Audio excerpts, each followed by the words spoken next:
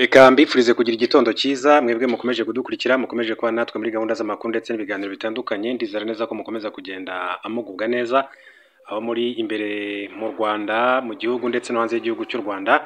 Hanyuma reka tuganire ku makuru azindutse avugwa mu gihugu cya Uganda. Perezida Yoweri Kaguta Museveni aratangaza ko nta kabuza agomba kuziyamamaza amatora y'umwaka utaha. Perezida wa Uganda Yoweri Kaguta Museveni yemeje ko afite intego yo kwitabira amatora y'umukuru w'igihugu y'umwaka utaha. Bikaba bishoboka ko yaguma ku butegetsi muri iki gihugu kugera hafi mu gice cy'ikinyejana. Mu butumwa yashyize ku rubuga rwa X rwahoze ari Twitter kwa gatandatu, Perezida Museveni yavuze ati nagaragaje ko nshishikajwe no kwiyamamaza umukandida ku mwanya wa perezida w'ishyaka rye riri ku butegetsi NRM. Uyu mukambwe w'imyaka 80 yagiye ku butegetsi muri Uganda kuva mu mwaka wa 1986 ubwo yafataga ubutegetsi nyuma yo kuyobora intambara y'inyeshyamba mu gihe cy'imyaka igera kuri 5. Ishyaka riri ku butegetsi ryahinduye itegeko nshinga kabiri mu bihe byashize kugira ngo Museveni yongere igihe cy'ubutegetsi bwe, kandi abaharanira uburenganzira bw'ikiremwamuntu bamushinje gukoresha inzego z'umutekano kugira ngo rero agume ku butegetsi. Bwana Museveni yavuze ko ashaka kongera gutorwa kugira ngo igihugu kigere ku bukungu bwa miliyari 500 z'amadolari mu myaka 5 iri imbere. Ni mu gihe Minisiteri y'Imari ivuga ko muri iki gihe GDP ya Uganda ibarirwa muri miliyari 66 z'amadolari y'Amerika. Duce mu gihugu cya Kenya. Muri Kenya makuru avugwa biravugwa yuko umupolisi yishe arashe afande we arangije nawe ahita yiyahura. Kuri cyumweru abapolisi babiri bo kuri station ya Ngia iherereye Alego Usonga mu ntara ya Siaya mu kurasa bapfuye rero nyuma yaho umupolisi arashe umukuriye mbere yo kwiyahura, nubwo hari n'abavuga ko nawe yarashwe n'abagenzi be.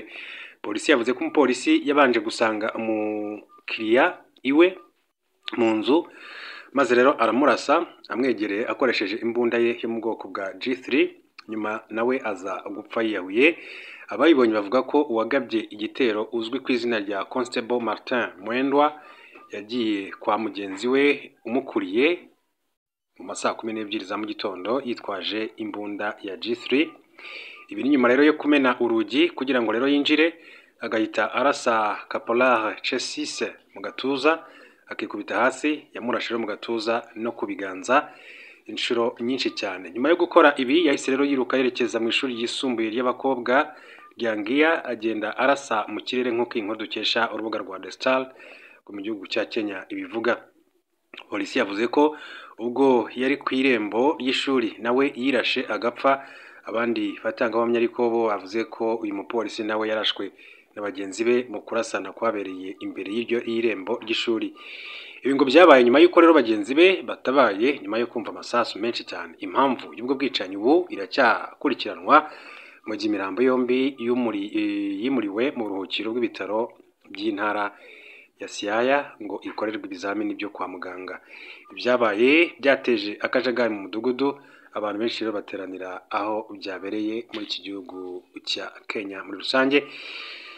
Hanyuma turebe n'andi makuru atandukanye akomeje kugenda avugwa. Ni menshi cyane amakuru akomeza kugenda agarukwaho, by'umwihariko u Rwanda na Repubulika Iharanira Demokarasi ya Kongo byamaze gushyira umukono ku masezerano agamije gukuraho ibibazo byose byabiri hagati y'igihugu cy'u Rwanda ndetse no kurangiza ibibazo by'umutekano muke mu burasirazuba bwa Repubulika ya Demokarasi ya Kongo. Kongo isanze ishinja u Rwanda gufasha umutwe wa 23 maze igihe kitari gito uhanganye n'ingabo za leta ya Kongo FARDC nazo zifatanyije n'ingabo z'u Burundi ndetse na Wazalendo. Ariko u Rwanda narwo rugashinja igihugu cya Kongo ko mu ngabo zabo harimo na ba FDLR biganjemo abasize bagize uruhare muri jenoside yakorewe abatutsi mu mwaka w'1994. Perezida Yoweri Kaguta Museveni muri Uganda yatangaje ko igihugu cye kitazemera ko hari umuturage utunga ubwenegihugu bwa Uganda ngo atunge n'ubwenegihugu bw'igihugu cy'u Rwanda. Bwana Museveni kuwa gatatu tariki 25 Kamena ubwo yakiraga mu biro bye itsinda ry'abanya-Uganda bafite inkomoko mu Rwanda bazwi nk'abanyarwanda. Aba baturage bazwi kandi nk'abavandimwe bamaze igihe rero bagaragaza impungenge z'uko leta ibima byangombwa birimo passport kubera gushidikanya ku nkomoko yabo, nyamara baravukiye bakanakurira mu gihugu cya Uganda. Museveni ubwo yahuriraga nabo mu biro bye biri Entebbe yashimangiye ko abantu bamaze ibinyacumi by'imyaka batuye muri Uganda kandi bakaba bazwi n'inzego z'ubuyobozi bakwiye kwemererwa nk'abanya-Uganda.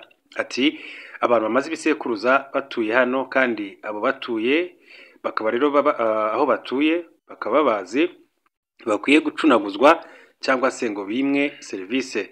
Ati bakwiye rero icyubahiro n'uburenganzira bwabo. Perezida Yoweri Kaguta Museveni yibukije ko ubwenegihugu ubwo ari bwo bwose bwa Uganda ari uburenganzira buteganywa n'itegeko nshinga rya kiriya gihugu, bityo ko ntawe ukwiye kubwimwa mu nzego za leta cyangwa ngo atinde kubuhabwa.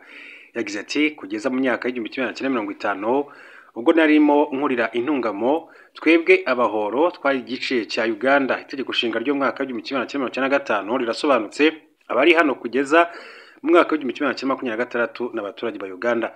Perezida wa Uganda kandi yashimangiye ko inzitizi abaturage barimo Banyarwanda bamaze igihe bahura nazo kubona ibyangombwa zikwiye kuvaho vuba na bwangu. Icyakora yavuze ko nawe ukwiye kugira ubwenegihugu bwa Uganda kandi anafite ubw'u Rwanda.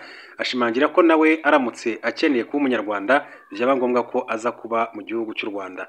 Ati icyo tudashobora kwemera ubwenegihugu bubiri hagati y'u Rwanda na Uganda. Ati rwose mufate umwanzuro. Ati ntushobora kuba hombi, nanjye ubwanjye ndi umuhoro. Ati bene wacu bari mu Rwanda, Tanzania na Uganda, ariko navukiye hano. Ati ndamutse nkeneye kuba umunyarwanda najya mu Rwanda, ariko sinshobora kuvuga ngo ndi umunyankore w'umunyarwanda. Umuyobozi w'inama y'abanya-Uganda bakomoka mu Rwanda Frank Gashumba yasabye ko we n'abagenzi be bagakwiye gufatwa nk'abandi banya-Uganda bose. Ati turi abanyarwanda bo muri Uganda aho kuba abo mu Rwanda. Mu gihe cyose umuntu afite indangamuntu yagawe pasiporo nta kubogama kubayemo. Frank Gashumba yunzemo agira ati abana bacu bari kwimwa pasiporo mu buryo bw'akarengane. Iki si icyangombwa gusa ahubwo ni inzira igana ku mahirwe akomeye cyane. Akaba ari Frank Gashumba yakomeje kugenda abigarukaho muri